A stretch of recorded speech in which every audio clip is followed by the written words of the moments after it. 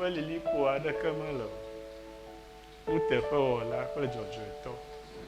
Israel ƒe kɔkɔetɔ, míedo wo ɖe dzi. Míedo wo ŋkɔ ɖe dzi. Eye míekɔ wo nya ɖe dzi bobobo. Wo nya si wo ŋutɔ ne kɔ ɖe dzi gbo wo ŋkɔ katã ta.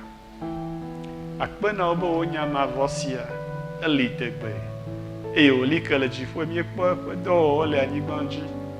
Míeda akpenawo bena wo tameɖoɖo ɖe mía dome ame sia ame ŋuti kpɔ me vava. Akpenawo bena le mía dome elabena wo nya mavɔ si metrɔna o la ye gblɔ afi sia ame kple tɔ ƒoƒu ɖo le eƒe ŋkɔ tina.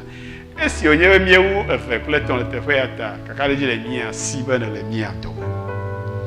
Yehowa, meva tɔwo dome bena yeava dze ŋkume ko, ke boŋ naɖe wɔwɔ ta ye neva na ɖo.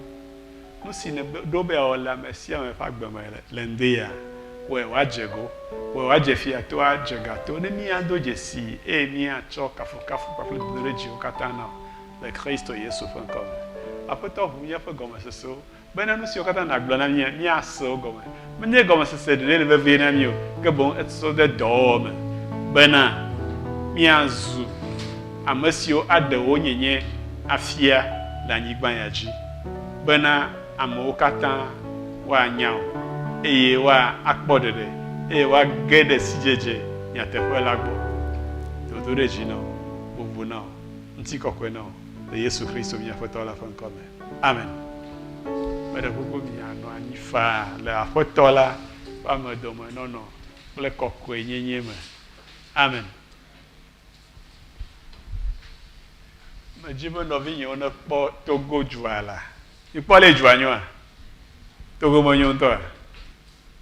Hã? Menye yevo de be afi aɖeke ye o. Togo koe. Mayi dzu geɖe me akpɔ anyigba ƒe anyidzedze alea gbegbe. Ikpɔ le yi egbewo damae.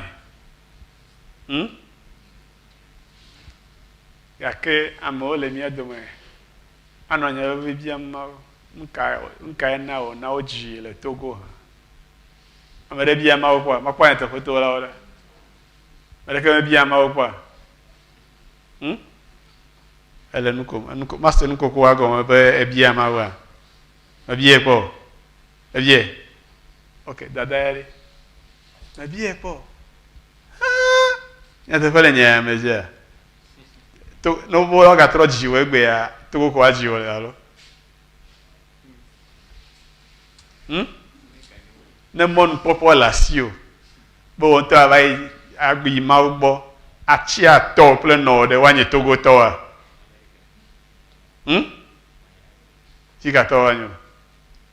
Amerika. Alo?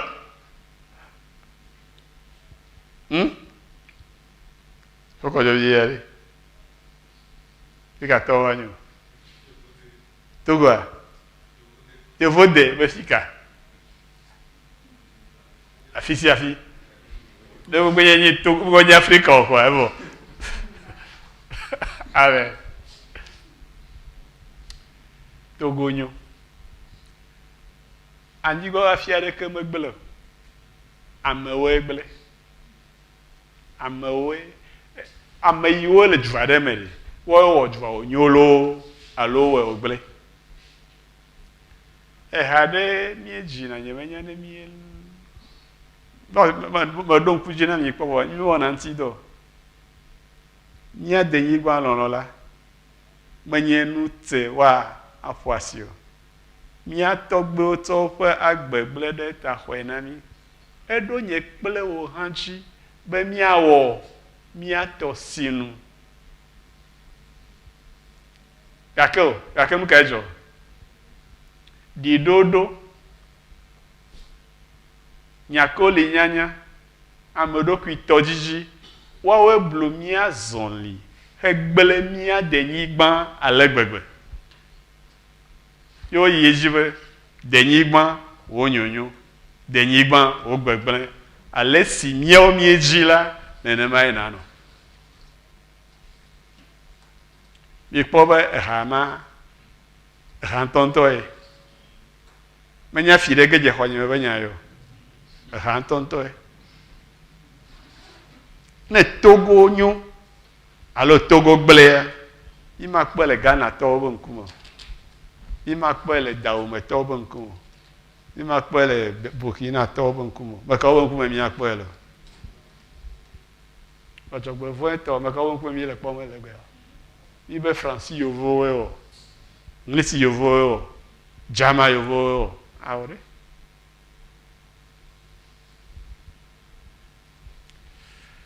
Anyigba ya nyo, ameawo gbɔ wòkpo ɖo. Miekpɔ egoe aɖewo, alo be goe aɖewo ma kpɔm mie lea, ekplo aɖewo, wonya kpɔkpɔa? Eya ɖe. Eyawoa, ɔne abe egae, egaka ye o. Menye mi ɖe sika ye ɖo alo sika ŋutɔ ye ko nye menye o.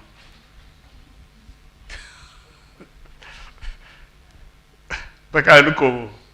Eya mi nye be etu ye. Etuwo ko anyigba yewo kɔ wɔe. Yewo me. Ok?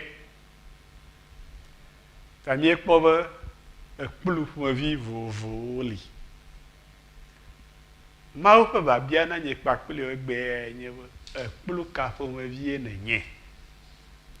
Amegbetɔ ɖe sia ɖe ekplu ye wònye. Amegbetɔ ɖe sia, ame ɖe sia ɖe nye kplu. Amegbetɔ ɖe sia ɖe hã nye kplu. Ame enye kplu si Mawu wɔ ne eya ŋutɔ ɖeka ƒe zazã. Eye wònye be wɔ ame ɖe ya ŋutɔ ƒe nɔnɔme nu ta, amewo hã wɔ akplu na wo hã wobe zazã. Eta ye David kple Salomo hã wowɔ kpluwo. Biblia ne mienya be wɔ sika kpluwo kɔ da ɖe Mawu ƒe gbedoxɔ me le Yerusalem. Vɔ eye Fia Hezekia va lé dɔ, aka Mawu gblɔ ne dɔ Yesaya ɖo ɖi be ok, dzra wò aƒeme ɖo elabena dɔ si léme ne le fɔtso mahaya ke boŋ nadzo yi etɔwo gbɔ. Eya ta ɖoɖo siwo hiã le aƒeme nawɔe. Hezekia be kpawo, wodze enya hem kpakple Mawu. Yehowa, enya be mewɔ aleke le Israel, mewɔ yi, mewɔ keme, egbe ne be yaxɔ nye agbedzoa, ke melɔ nye nyagbɔ ɖe. Mawu trɔ dɔ Yesaya va gblɔ na Hezekia be mekɔ ƒe 15 da ɖe wo agbenɔƒe dzi. Eka ɖe dzia, Mawu gblɔ be leke mawɔ anya o. Mawu nɛ be yeanɛ dzesi. Ok, efɔ. Eye wòfɔ, eye wòha nu kpakple Mawu vɔ Mawu kɔ ƒe 15 nea. Amewo se be lé dɔhaya yewo tso dzidziƒe, wotso Babilonia be woava do gbe nɛ be eye haya tso dɔléle me lo. Ye wòkplɔ tsa le eƒe fiasa me. Nu sia nu ye nye kesinɔnu le sia, ekɔ wo katã fia wo. Ɖe sia ɖe. Ye wòkplɔ kɔ yi gbedoxɔ me hã. Fia nu yiwo katã nye kesinɔnuwo le fi ma, ekpluwo, sikakpluwo kɔ wo kɔ fia wo. Eye wòva Mawu dɔ Yesaya ɖo ɖa, be ne va yi di be mekawo nye ame yawo va gbɔ hã. Fi ka ye wotso? Ebe kaka dzidziƒe wotso. Nu kawo ye wokpɔ le wò aƒea me? Be naneke mele aƒea me yiwo kpɔ. Ok, nu mawo katã woava lɔ wo dzo. Naku hafi woalɔ wo dzo. Fine, pɛpɛpɛ. Eye me ganye nya gbenɔ ɣi wòadzɔ koa, enyo ŋutɔ. Amegbetɔ ƒe nɔnɔme enye ma. Edzɔ ɖe megbeawo dzi, enye amegbetɔ ƒe nɔnɔme.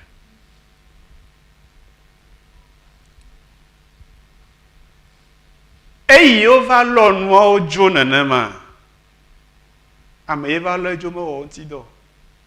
Vɔ emegbe, míagblɔ tɔgbui tɔgbuiwo via, va ɖo ŋku dzi be ye tɔgbuiwo va yi lɔ ekplu xɔasiwo tso Yerusalem. Egbe ɖeka wònɔ azã ɖum na eƒe ŋutimewo kpakple eƒe ahiãviwo. Ebo ne va yi tsɔ kplu mawo va ne ya anɔ nu le wo me. ye Yehowa va si bi de va gnon de glijine mabere manye ame va kplu enenyo Yehowa va kplu enenyo hallelujah manye ame va kplu enenyo manye kplu tse enenyo ekplu hwasi enenyo Yehowa va kplu enenyo e ata ame sia me fo yi ma ten nonu le me o ma gble ale ne wo ntɔ me de mo ko la ame aɖeke naneke etro aɖeke gbeti aɖeke ŋɔli aɖeke mami aɖeke ŋusẽ bubu aɖeke ma ten nonu le me o elabena Yehowa ye wɔ wo ɖe eƒe nɔnɔme nu hena eya ŋutɔ ƒe zazã eya ta ɖe ɖokuiwo ɖe aga na Yehowa hallelujah. Timoteo ƒe agbalẽ evelia ta eve kpukpui bla evelia gblɔ na mi bena le aƒe gã me la menye sika alo klosalo ƒe kpluwo ɖeɖe koe nɔ anyi o ke boŋ ati kple anyi kpluwo hã nɔ anyi ɖewo na bubu kple ɖewo na enu tsewo ko amen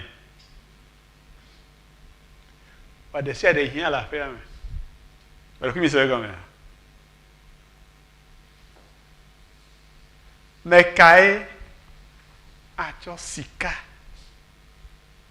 ayi goldsmith gbɔ be ne wòdzo ɖe nu na yo ame ɖe ate wɔe dzɔɖenu hiã le aƒea me alo mehiã o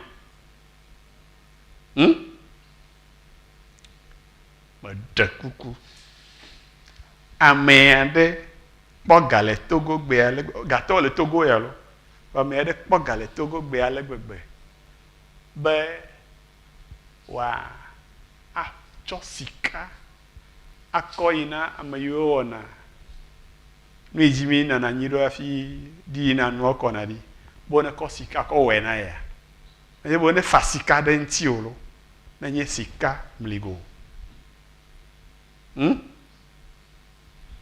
fine akple da shi mi ga ɖana akple alo o akple da machine hã na mi va akple da shi akɔ sika akɔ akple da shi ya fine mawo va ƒe me ɖe ekpluwo li hame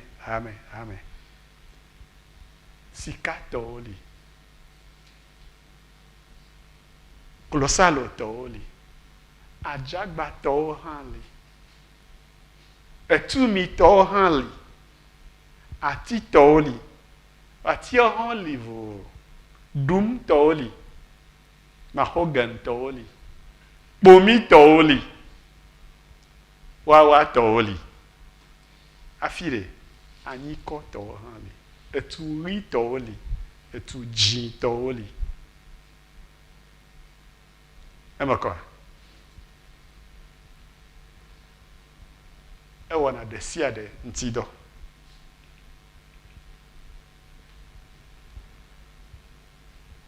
va kplua kaƒomevie nenye o ekplu ye ɖia ɖeklemi ekplu ye tsi atre ɖe ewɔla ƒe gbe ŋutie nenye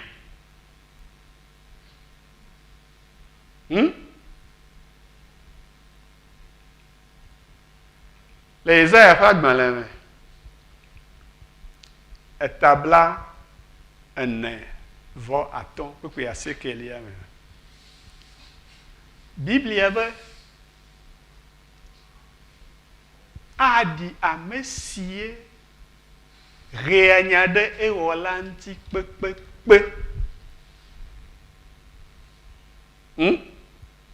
baba na ame si ɣeanya kple ewɔla ebe sonu gagle ɖe ne ɣenya kple sonu gagle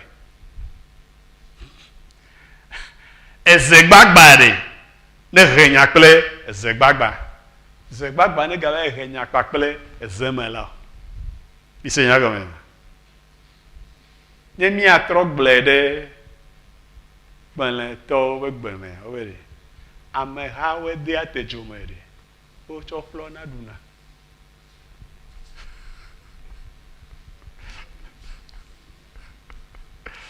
Mi kple Mawu mi mele ebo ɖeka nu ye mianɔ ne Mawu agblɔ nya ka ye be nye Mawu meka agblɔ na wo kpɔ. Mawu be wɔ ya ɖe Mawu enya isi enuwo trɔ aɖeke megale wɔ nenema Mawu lɛ lo ebe ɖe etu agblɔ na ame si le eme be nu ka wɔm ene le alo wòdɔ eƒe dɔwɔm gblɔ be asi me le asi o awo etu mate ŋu ƒo nu na ze me la agblɔ nɛ be mewɔ ye nyui o. Ok, ame ɖe agblɔ na be ok nɔvi Didier nubabla xoxoa me ene ɖe nyame le ne ate ŋu kpɔ nya le nubabla yeyea me na me la ka ma asi nɔ. Ok, mina mi yi ɖe nubabla yeyea me Romatɔwo ƒe agbalẽ ta 9:20. Ebe ewo amegbetɔ si le nya hem kpakple Mawu mekae nenye.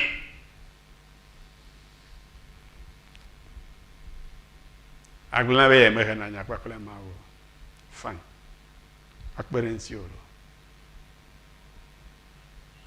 Biblia ne mienye be nu sia nu si Mawu wɔ la ekpe ye wobe enyo. Amen. Eye wowɔ ame vɔa ekpe ebe enyo ŋutɔ. Mawu ɖe mele abe mi amewo yi nu sia nu wɔ ŋutɔ ne wɔ kɔa malé ŋku ɖe ŋuti hafi agblɔ be enyo. Mawu léa ne wɔ nua vɔa ehena ɖe megbe hafi atrɔ va agloe kpɔ atrɔe kpɔ hafi ana eƒe susu tso ŋuti. Eye wɔ ame vɔa ebe enyo ŋutɔ gake gade megbe va kpɔe kakakaka nɔ anyi kakaka menyo be ame na nɔ anyi akogo o. Mi le kpɔ ma ta Mawu mele abe nye kpakple o yi nu sia nu yi ne wɔ kɔa abe enyo. Eye be wɔ amea enya le yi wɔe ɖo. Ne Mawu te ŋu ɖe mɔ be dawo tsɔ wo ɖe dɔ me menye ŋkeke ɖeka o, menye kɔsiɖa ɖeka o, menye dzinu ɖeka o, ke dzinu wɔme wo nye ŋgɔ be le ti o lo be dzinu wɔme wo egbea yevuwo va wɔe ta mi le nuawo tsakam. Dzinu ewo ye nyɔnu adzinɔ tsɔ avi ye Mawu mewɔe be ɖe enɔwo be vidzidɔ etrɔ zu yɔdo na wo voa ɖe wòkpɔ be enyo fine naneke megble le ŋu o ye ta ye wòna wo dzi wo ɖo. Eɖe me kɔa gake wo ŋutɔ ne va gblɔ na egbea be ne Mawu ɖe na be yebe ɖato va leke ya nenyo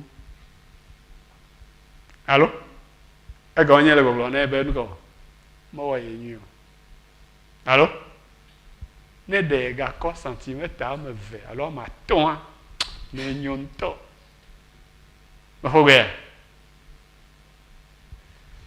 ye va kɔta mekeke nyui ɖe o la.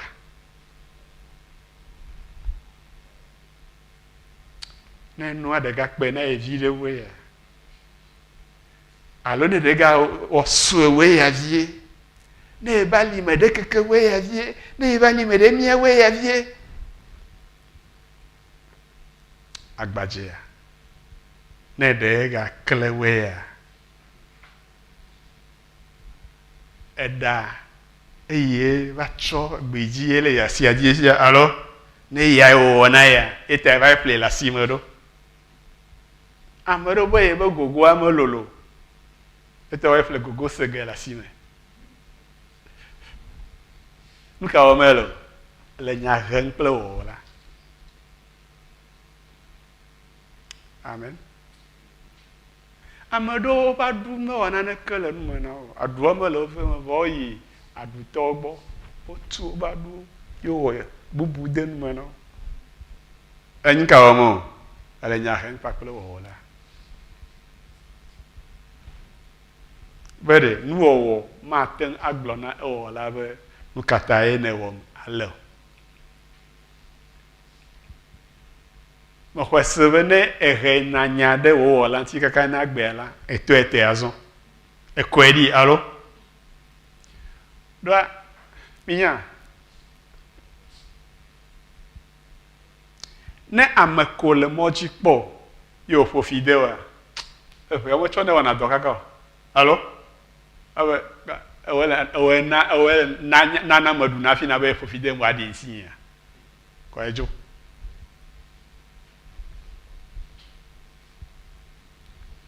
Wane tasi wòƒo fi de o ɖe. Eɖina.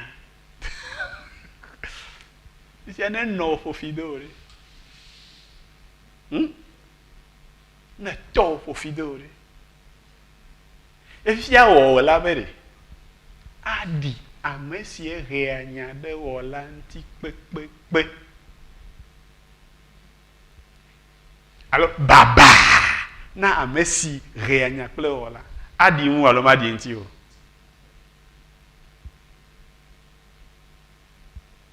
Tameka ale yie tɔwo le o. Kɔkɔwo ya, agbadzewo ya, eɖawo ya, egewo ya. Enya mo va ƒle na ge hã do na.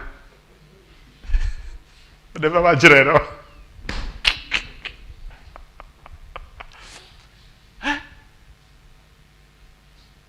Me abe yeve ŋɔti wɔ fanye akpa. Ya yiwo ne kɔe ɖe dzi ne wozu ŋɔti kɔngɔlɛ. Ye wòaxe fe ɖe ta zã. Ɖo ame ɖe dzi be ŋɔti le abe agbɔ ɖo xɔ mle ye dzi. Enyoa. Eya be eʋea wa. Wogblɔ ye me dzu ame ɖe ɖo amea. Alo? Ito ya teƒe la. Mío ŋutɔ ɖeɖe alo? Be ɖe me dzu ya. Ye ɖoe. Ye ɖoe.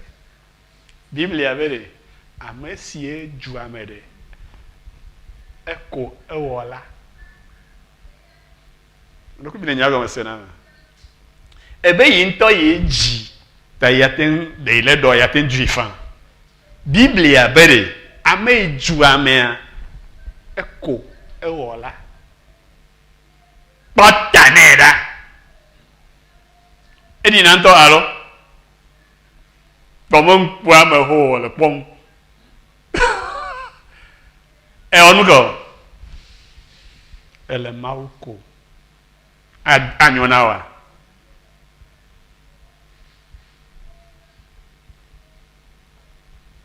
Nɔnɔme kae le asiwò egbea o. Mebe amewo katã la wonye kplu Yehowa o. Via ekplu wa ɖe nɔnɔme ka me ye wòle.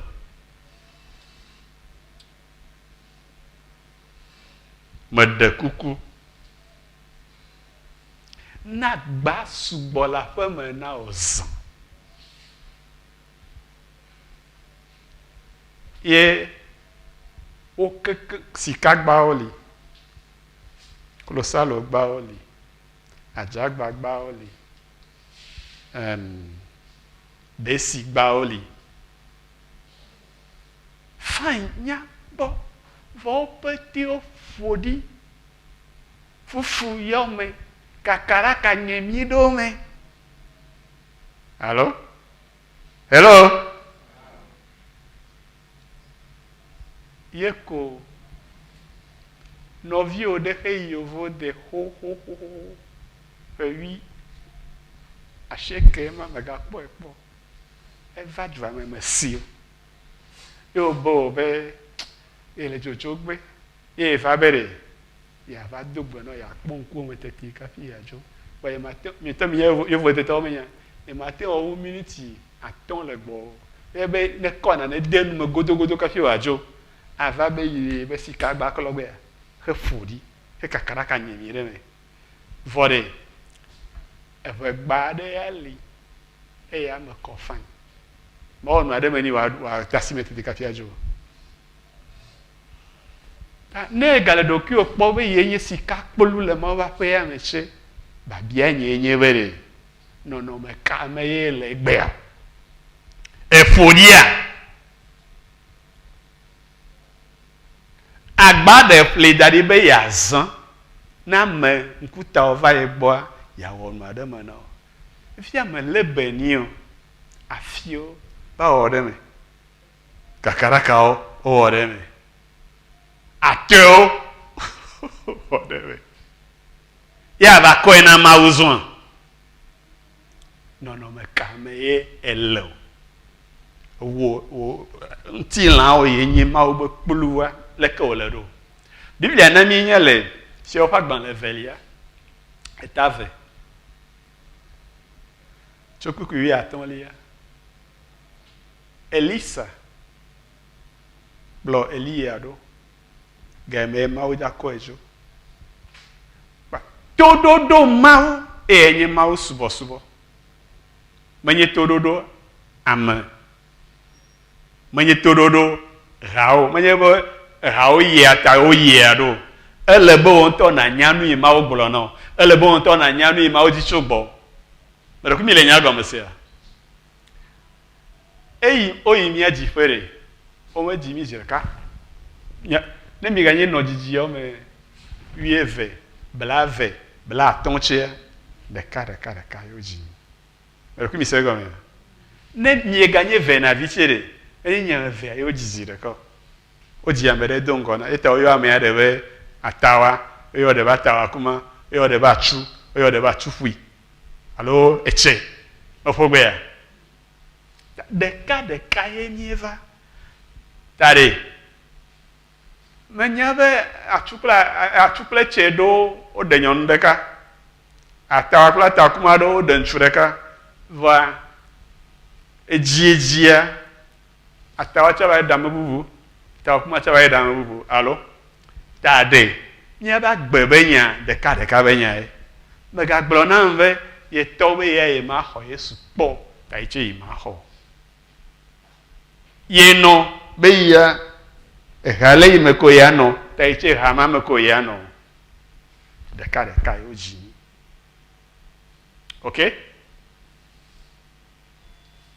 Elisa afi ne wòate ŋu age ɖe yɔyɔ yi Mawu kɔ yɔe me bliboa Mawu ƒe gbe ye wòɖo to ebe ame yi dzi Mawu to yɔe Eliya nya be Mawu le ye kɔgbea dzo gake megblɔe nɛ o eya ŋutɔe nya ɖo to Mawu eye Mawu gblɔ nɛ be ye le Eliya kɔgbea dzo ta eye Eliya tso dzafɔ ɖe be fi ye Elisa kplɔ ɖo ye wògblɔ nɛ be wò ya nɔ fi Mawu dɔm ɖe fi mea Elisa to nɛ be Yehowa le agbe eye wò hã wò luʋɔ le agbe be ne nye mekplɔ ɖo fii meɖe mi se gɔmea kafla efi yiwo yiwo menye gbexe eʋuli magblɔ be ame yi ŋuti wòlea amea eʋu nyui le si ta eya tɔ koe nye be wòanɔ anyi ɖe eʋua me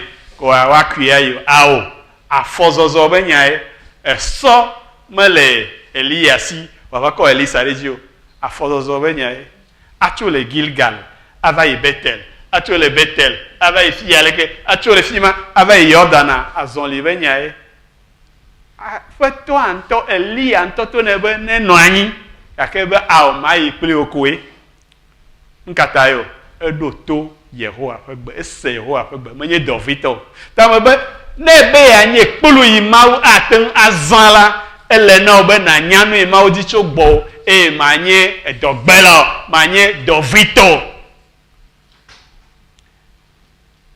Elisa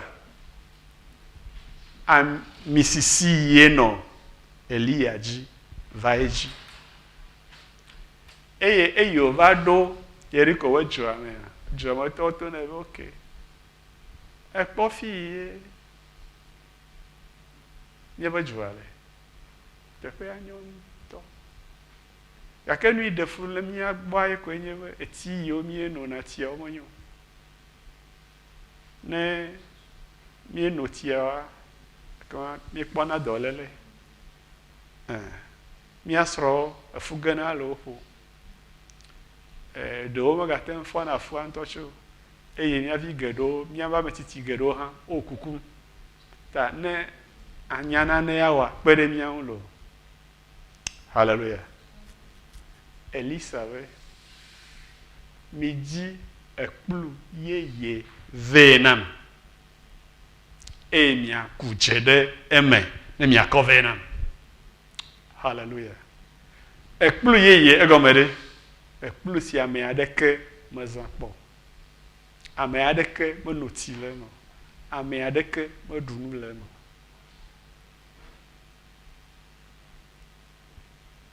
mekawoe ne ɖe mɔ na wole nu ɖum le wɔ ya me o mekawoe ne ɖe mɔ na wole tsi nom le me o aƒema be o nɔvi Didier eyi nye mexɔ Yesu o wozãm sugbɔ ɖe mɔ nuwoe eya hã ŋɔŋlɔ abe Korintetɔ ƒe agbalẽ 5:10 ne ame aɖe le Kristo me la ezu nuwɔwɔ yeye xoxotɔwo katã nu va yi kpɔ ɖa nuwo katã trɔ zu yeye ta eyiwoe wɔ va yi hafi va xɔ Yesu ya ɖe Mawu tutu wo ɖa edze agbe yeye gɔme efia leke kplu wa le egbea enye kplu ye ne ɖe aga na Mawu be ye ɖeka koe azẽ ne kɔ ɖokuiwo da ɖi be Mawu ɖeka koe azã yia la Mawu maɖe mɔ be gbɔgbɔ aɖeke nakasi ŋuti o eta ye wòwɔ se ya da ɖi ɖo be migaka asi nye ame sia mi na ŋuti o eye migawɔ vɔ̃ aɖeke nye dɔla nyagblɔɖilawo o amen eƒe nya li ke le dziƒo eye miekpɔ eƒe mevava le anyigba dzi ava eme le wòagbe me psalmo 119 kpokpoe bla enyi vɔ 90 ava eme le wòagbe me koe eye lãnu sia lãnu si ame aɖe atu ɖe ŋuti gɔme nye be etso nyame be Mawu ɖeka koe azã ye ɖe ekpɔ mevava le wòagbe me ebe ɖe lãnu sia lãnu si woatu ɖe ŋuti madze edzi o Yesaya 5:7 kpokpoe Yesaya 5:7 kpokpoe 7 ebe lãnu sia lãnu si woatu ɖe ŋuti madze edzi o eye aɖe sia ɖe si atsitre ɖe ŋuti le ʋɔnu la abu fɔe ebe wo dzɔdzɔe nyenye tso ye gbɔ esia nye wò domenyinu hã tso ye gbɔ ta eye wogblɔ nyama ne kɔ ebe ne tsɔ ekplu yeye va na ye woaku dze ɖe eme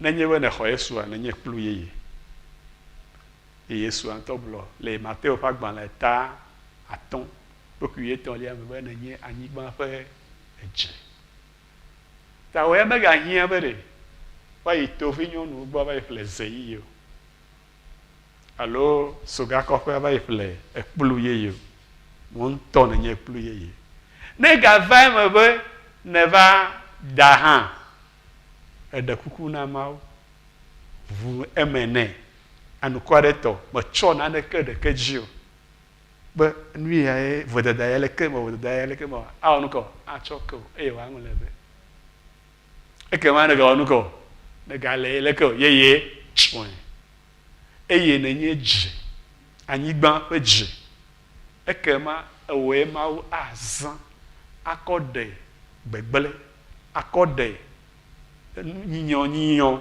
dzo le anyigba dzi mi mate ŋu anɔ anyigba dzi abe anyigba ƒe dze ye anyigba anɔ gbegblẽm anɔ vovom anɔ apɔ da ɖi wòazu be kafla ne wobe togo koa woabe adzɔ nuɖuɖu ne wobe togo koa woabe gbegblẽ ne wobe togo koa wobe nyɔnu ahasitɔwo ŋutsu matrewɔlawo adzodalawo awo ɖe nu katã mienye anyigba ƒe dze ɖo ye wòye dzi be miawo nye xexea ƒe kekeli kawo ƒe mevie mienye hafi viviti xɔ anyi nɔ ɖe anyigba dzi alea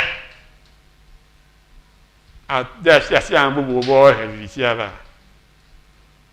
Mais vivitier, ni courir. Nous y est, ni courir, ni que lima le faut dormir. Alléluia. Yesu le nyama, allo? Yesu be nye, kekeyawe, kekeli. Yo le fiko, yo le menye. Fin.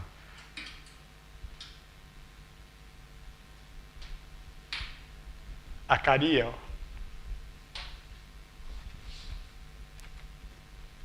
No le alere. Nka yo ganyo no. E onye na nane ya. Hein? Nka jo.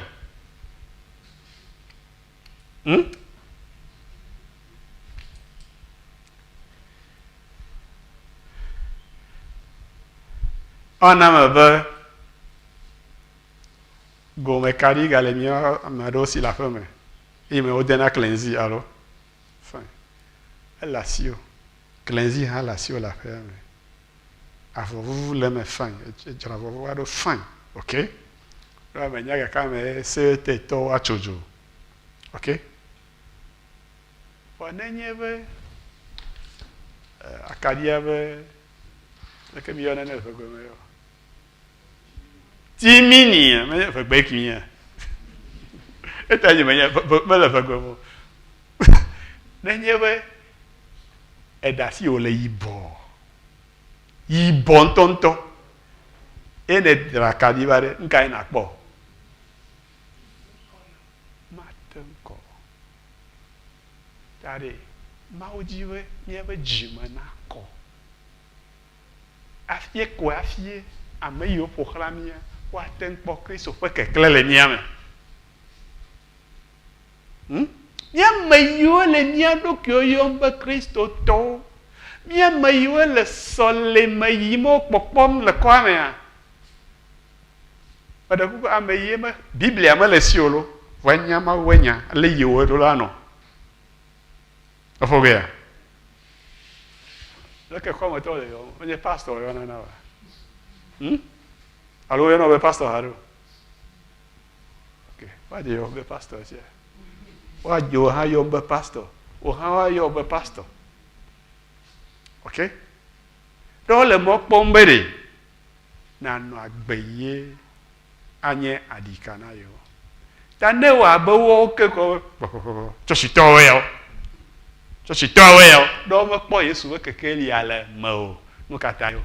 Chimini wa o ibo abe angomo. Amen. Eye o cho ekplu yeye ble ejevane elisa hwe eyo yede ti afo jofwe eyo troje akode me yo bulowe cho egbe aji me yo do enwoja eye maga anado lele ame adeko maga na efuna gele nyonu adekefo maga na amenaku eye ole nenema nu ima ole mokpom na tunye paklo gboma eye ataye o de sena efo nu sron lao le Matthieu pa gbanlen eta ewo kupe yiri eme mi yodo dole lao mi fon amekukuo mina anjela ontinako e mi nyagbogo fon odogoe fa ye mi ho fa mina mo globere mi ava e de kukunam na ma yodo ebe mi yodo nkata yo e cho edoku ikokode mi ame. Amen. Amen. Wane kplu ame le nyo ma o mete le fa kasinu ko gade o blu ka mo vie nyenyo blu si maye kasino nu manyata na kisenu nti mi maten do asiro le Korinte to fa gban le veliata ene kukui adrelia me ebe kesino nu Gansia ye lemi ye lemiomiesi le anyigban kplu siame.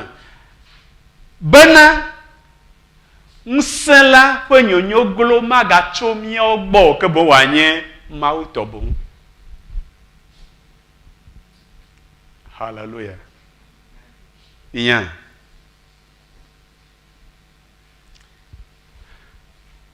Afine gbɔgbɔvɔ wate agɔnane le du aɖe me ehia ŋuti la enɔna ŋuti la me gbɔgbɔvɔ wometsɔ le me ate nɔ elã me fã avu adadi ahã kusi xevi ok xevi yi woyɔna be adze xea babane menye adze xi wonye o enye xi xi tona zã me ba ye léa nu ɖuna lã ye woɖuna eɖua nuviwo xevi tsuewo wa gbɔgbɔvɔwo ɖe woɖo la nɔ ŋutilã aɖe me hafi ate ŋu wɔ wobe dɔ ta wote ŋu gena ɖe xemawo me wote ŋu gena ɖe dadiwo me wote ŋu gena ɖe avuwo me va Mawu ya ɖe mate ŋu tsɔ ɖokui akɔ de eda me mate ŋu tsɔ ɖokui akɔ de ahlihã me mate ŋu kɔ ɖokui akɔ de dadi alo avu alo gbɔ me nu yi me wate ŋu akɔ ɖokui kɔ de le anyigba dzi koe nye ame amea nye kplu abe ale yi ye ta fa la se mate ŋu kɔ ami ɖe kusi me ame ɖe kɔ ami ɖe kusi me kpɔ alo tsi ɖe kusi me Mawu mate nya asixɔxɔ na Mawu ƒe gbɔgbɔ ta la Mawu ƒe gbɔgbɔ ame me koe wate ŋu akɔe ɖo eme kɔa eta ye wòbe míaɖe mía ɖokuiwo ɖe aga na ye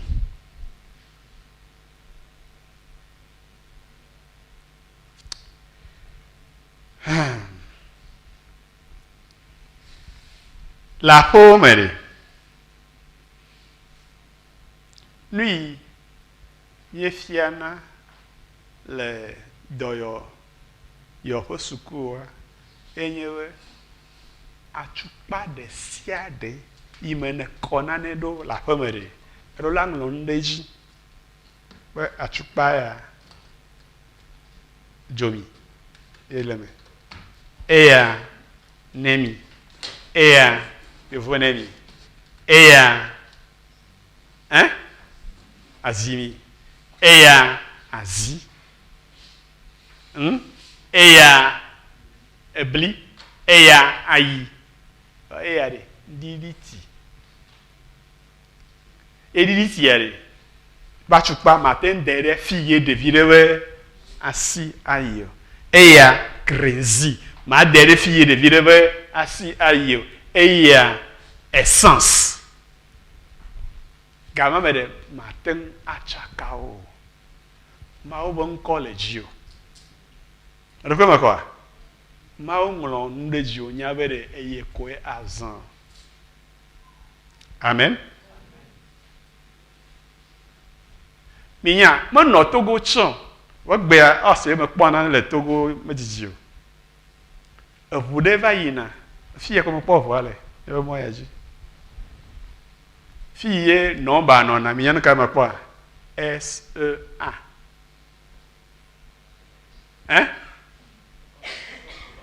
pardon SEA me ka se gɔme Chéri Emmanuel Adebayor eye le ʋua kum nyateƒe afi ye menya be wotɔ nu ma wɔ le Togo xoxoxo eye mie nɔ secondaire ke troisième alo sixième iye professeur d'histoire géo gblɔ na mi be Nigeria efia be ʋu chef traditionnel nɔmba menɔna dzi o surtout Oyo Alafin Oyo Donc, plaque dit nous on a connu à la fin oil. Nous va les yima gado mais policiers on a obligé. À toi te vous de si à de le mois d'inaire. Dans le même moment nous devons ha ngonu. Ben y est to. Vivez ne on tourne va école docu au corps encore. Yakatio. Ok. No docu au bon kayajo. Moi de quoi déjà. Quoi monsieur Amazon on les jurer. Amen. Amen. Mais que sinon nous y a ni go combien nyolo. Gakede e jema ngbo akọ edo ki akọ fi adefiko. Mo akọ de meka nyihanye menye. Menye be mo nyowu ameado. Menye be mo kowu ameado. Menye be mo triwu ameado. Menye be mo sesewu ameado. Menye be mo nyanu ameado yo. Be me se ya go be to e menye ta me chonya me be e ya ko e aten azam.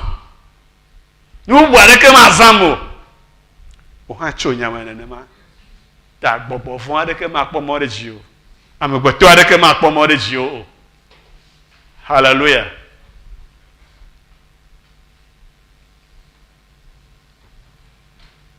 Nenano le fudem no ka na gbe ya. Elle no na ko kasusu aussi mais mianu yejo Biblia na mi nyaba eye Jésus-Christ plebo nous serons là bonande Jérusalem afie nous ita va ni gbanjuru ava won ti do to ko wa eva to Samaria to gbo la hui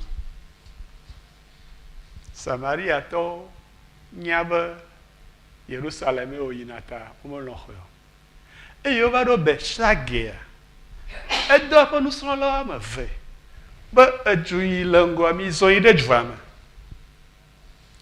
ne miye ni le teji no ade le teji vi poge otika ode atia de nti teji no ya pa le teji vi ya ame ade kama de oji po bitukao emi akplovena ne miele katumuo ame ade bia mi be nka o miele nka ejo ni etoya mi gblo na me ave apoto la lo yim.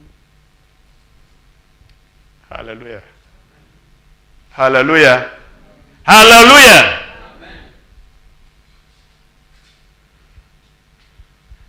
Maume zame ade kekpo nenye be na reyi ade me no o de ka gbo ipopa no de ka gbo azire kan ka ejo no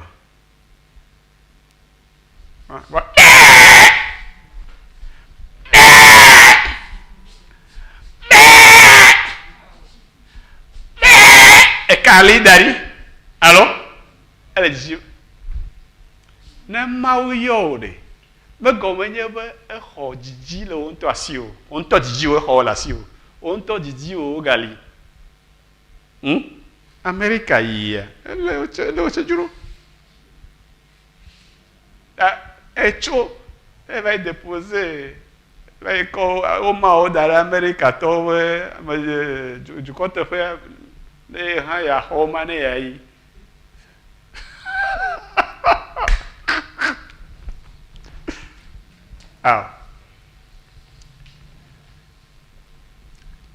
have gbo ba ju ya mere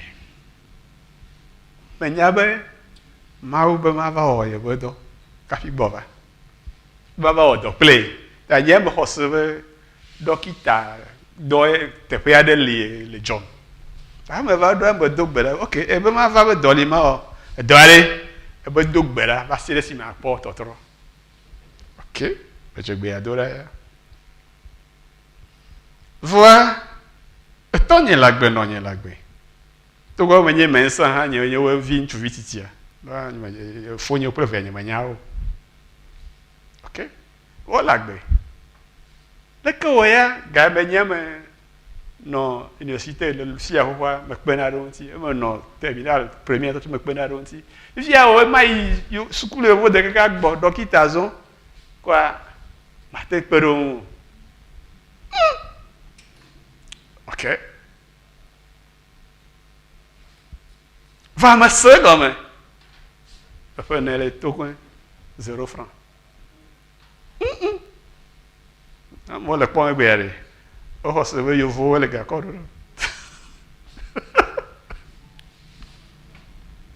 Même fort, gagner, quelqu'un gagne, il faut me le bloc. Même pour gagner, il a gagné, il me donne le bloc, et prenez 0 francs.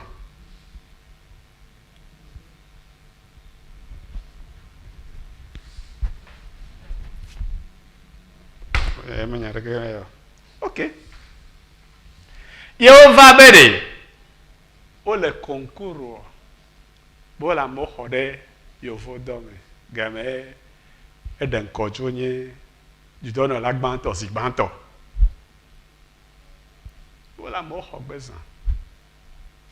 Yo dome nyi wala nyi o fo tourna benye ha ma bai. Anglo nko na mai do pa. Me bo benye mai yo. Kama no. Nya ho bola feme. Nya ho bo. Ne me yo quoi quand ma niaison bo on te me jibe ya odo. C'est fin. Ras. Ne me yi do boya. No mo yu egbere wa we nalo. Ebe Didier de quoi jo ma po. Yo. Aba konko komono. Amocho Canada. Amocho États-Unis. Amocho Germany. Amocho France. Amocho Japon. Grande-Bretagne. Russie. Yo petit mi vers de deux fois. Yenye gbe wa yo. Yenye gbe ye wa yo.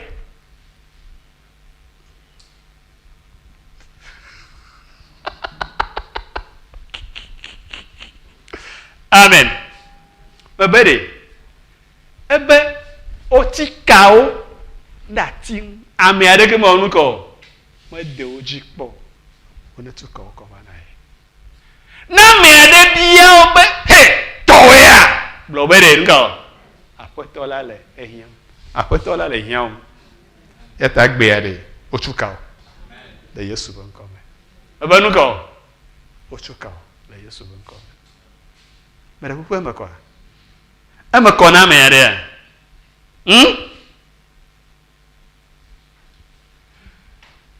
Mais ma obo yo la gboji. Hey, gbebe ma on ti do. Ma vo po. America chema. Akbede nti o. Adole mo.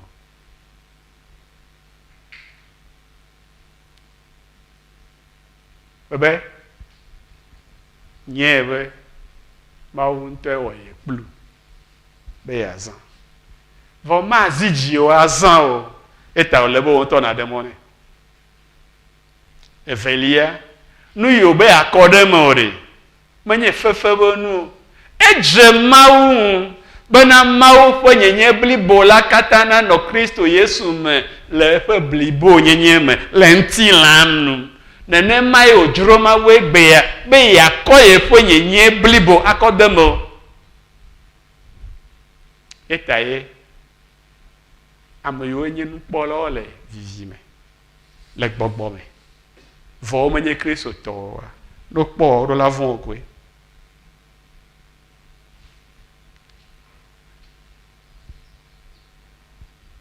oh no ha de jiben agbaji segede to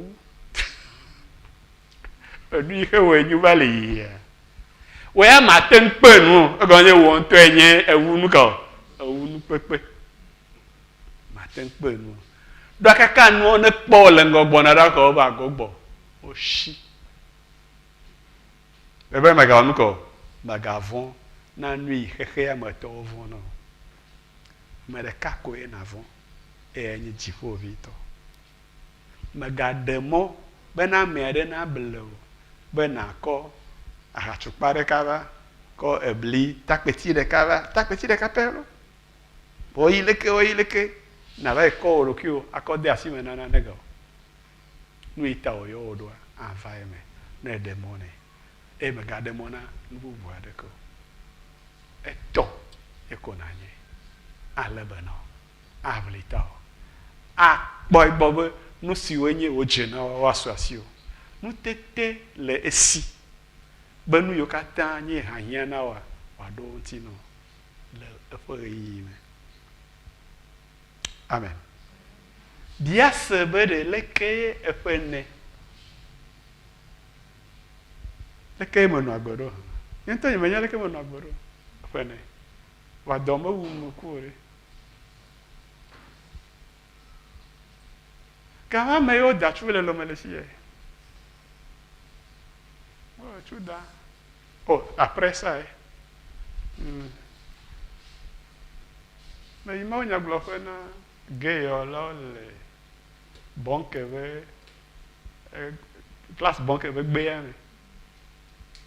Ya me recevait bevo de deux quoi. Cassien, il y avait tout go so jo hallo me. Go so jo le uniforme la fin de film. Nyama le ma wonya gblɔ le afi etsu atɔ ɖiɖi ema dzo zɔ va yina le gbedo ɖe le zɔzɔ gake woɖo afi ɖe kɔma se ame ya aŋɔlie ok wogblɔ na aŋɔlie ma kpɔ ɖa be ɖe fi ka ŋtsi ma te kpɔ ŋɔlie agbe eʋu ɖe va yina BMW wogba ŋgɔgbe vitre megbetɔwo gbe woɖiɖi axadzitɔwo kekeŋ etsuwo me ne dzɔ ɖe dzi wole wo kekeŋ da eke kpewo va le yiyie fia ɖe meɖe kuku lo eke vuvue ya wɔ ma alo etrɔ ɖe le kpelẽ ate kpe ɖe ŋuti nye be woanɔ yevu tsuwo me ne da nye ɖeka ko tukpea ɖeke ma lɔ ŋu gbeɖegbe ɖo alo dzoka ɖe lia wɔe ati la nene ya nɔ kotoku ɖe meɖe ƒuƒe me kɔa ta ne lɔ̃ be yeawɔ nu yi Mawu be akɔ woa medza ɖe mɔ be naneke nakasi o efia ne ɖe me lɔ̃ wɔ dɔ bubu aɖewo amewo propose na ga me ne ɖe me lɔ̃ wɔ wo ɖe woada tsu magbe ɖe maganɔ agbegbea ok va ɖo ga ɖe me ɖe va ɖo ŋku ye megblɔ be ne me gbɔ wa Togo nye mekpɔ dɔ oa ma yi Ghana ava yi wɔ dɔ egɔme nye be Franci gbe kple Anglisi gbe nya ɖeko le Nancy gbe ɖeka va ŋlɔ be se amebuwo va gblɔ na be mi yi Ghana mi va yi do gbe ɖa mi va yi le gbe do ɖa le Ghana kaka ya me ɖe va bie se be o velia wɔ aɖe nuka ya wɔ nɔ ye hã pastor ebe wo be dɔkita ye fi ka wɔna dɔ le Togo bo be mekpɔ dɔ o ye le Anglisi gbe do ɖa nyuie ɖeke nketa me va wɔ dɔ le Ghana ebe ate kpɔ dɔ ne ebe ebi dze ma dzi kaka kpoe ɖea me va do go kpakple dudɔ nunɔla ƒe gɔmenɔtɔ lãmesẽnyawo gbɔ kpɔla le Ghana wowɔ nua ɖe sia ɖe vɔ tɔnye ekpɔtɔ ko ma da asi agbalẽ te fine mi kpɔ ma agbalẽ wɔ edzɔdzi na mi enyo ŋutɔ ele yi ŋutɔ ne to nyateƒe be spécialité yi wɔ me le ekpɔtɔ ƒe ve yawo nua ok nanɔ mia gbɔ le ti ade koa miakɔ dui me ŋutɔ ne dzia na yi va yi wo nu na gbɔ va mi xɔ oʋu be safu ye nye ya aƒe hã be safu ye nye ya ɖeka koe kpɔtɔ donc ŋutɔ na de asi agbalẽ ate be ye nye aʋasi la le Ghana réfugié o te ne be le se nde ya le mo me tso le afi va Accra ne me do le wo office nye mega ƒoƒo ve o ge le Accra fia gadze lo mamo leke ma me kplɔ na be Kristo te menye leke ma la akpa dage be menye réfugié le Ghana nyateƒe gba Ghana nyo wu Togo menya nyateƒe to na vɔ nye ŋutɔ mekpɔ teƒe be Togo hã nyo Ghana kpɔ mekpɔ teƒe le yi ya mo tso na Ghana ava ɖo rã le lome le kpali me le kpadaƒe afleti na pa afi ava Ghana nye ŋutɔ me kpɔe menye be ɖewo be o nye ŋutɔ me kpɔe vɔa eye megblɔ menye kristotɔ ɖewo nye mese me Togo passport le asi nye gake nye menye Togotɔ dziƒotɔe menye ta ne Ghana nyo Togo gba Ghana mate nyo dziƒo kpɔ gbeɖe o ta nye menye avasi la nye manye avasi la gba etsɔ hã nye me avasi la nye go oh donc onye ma be ta be ma si de ga gba la to oh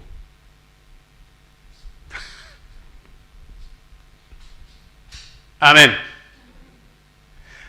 ele be nakɔ ɖokuiwo aɖo anyi na Mawu ɖeɖe ko menye be yeadze ame aɖe ŋu o etae nye mate ŋu gblɔ nu yi mie dzi be yewoase nye se gɔme na me ne menye afi yi metso ɖe ate ŋu xɔ se be ye ate ŋu va gblɔ nam be ne va nam miliard ɔma ewoe gba be magblɔ nu ye edzia xɔ miliard mate ŋu gblɔ nu yi ne dzi nu yi ma wokɔ de nu na ma ye koe ma gblɔ je parle de 93 1993 voiture neuve maison réfugié au le Ghana ga me tso Togo alo meli o e ka ye wo ya nye atɔ nye ne me be menye réfugié evuema afema e ka gble le me be awo me le nenema amen ye pa me ye bo doc you crazy fi na nyanya ma me nya cha ba da pato me nya beten do la me agbo zire ko la me agbo be afa kone okay ebe nu ko le doki o da Ghana ma le doki o da Ghana me ga demo me ji be ye kpakple ame ade yo vli o etso agbene edemo eji be ye de ka ko ya zan ya blone be okay towe menye towe menye so mu onu si ne ji ya ne nye de ka ko gbo wa chola nu bubu adeke ame adeke gbogbo adeke ma zan mo gbogbo adeke ma nunu le menye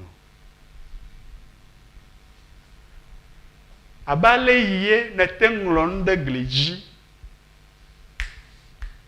mene tekel o person na efia yiye mo ipo be ya nonu le wo kpluwo me nenema ke tso gbeji me demo na obana na kpe akopa kple amesia me yeji be ya nonu le menye le Jésus-Christ of nkome fofo me da akpe no bana to kata okpo katutu le ndeya le Jésus-Christ of nkome amen.